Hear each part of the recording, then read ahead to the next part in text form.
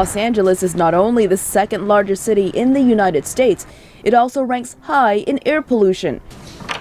Christopher Patton is with the Port of Los Angeles. We have the designation of perhaps having the worst air quality in the United States.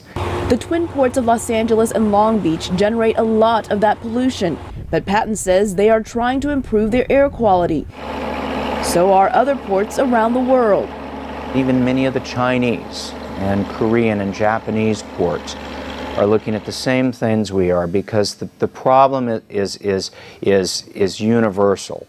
You have high density population areas where you have industrial port complexes, and as those populations grow and as the standard of living improves, people consume more, you're going to have more imported and exported products, and that creates an air quality problem.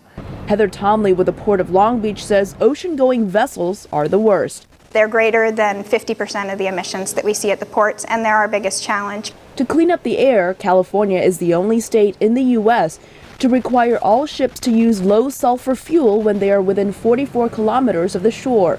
A recent study by the National Oceanic and Atmospheric Administration found that using this type of fuel reduces harmful emissions by as much as 90%.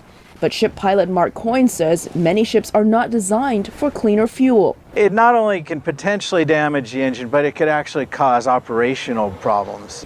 But ship engines will have to adapt. Starting in 2012, under the International Maritime Organization's regulations, all ships up to 370 kilometers of North America will have to use cleaner diesel fuel.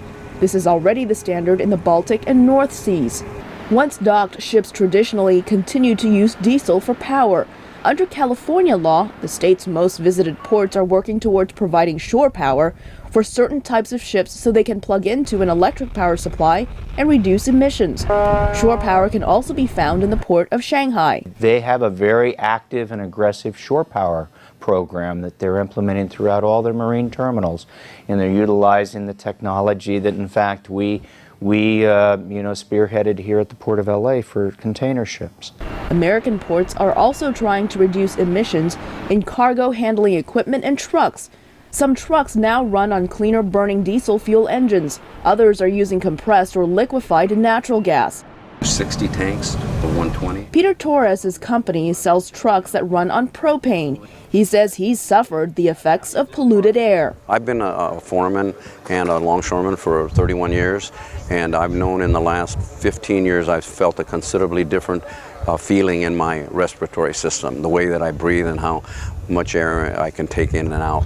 Ultimately, we want to get to an 85% reduction in health risk. Within the next several years, the ports of Los Angeles and Long Beach hope to have electric vehicles that operate in and around the port complex. Elizabeth Lee for VOA News, Los Angeles.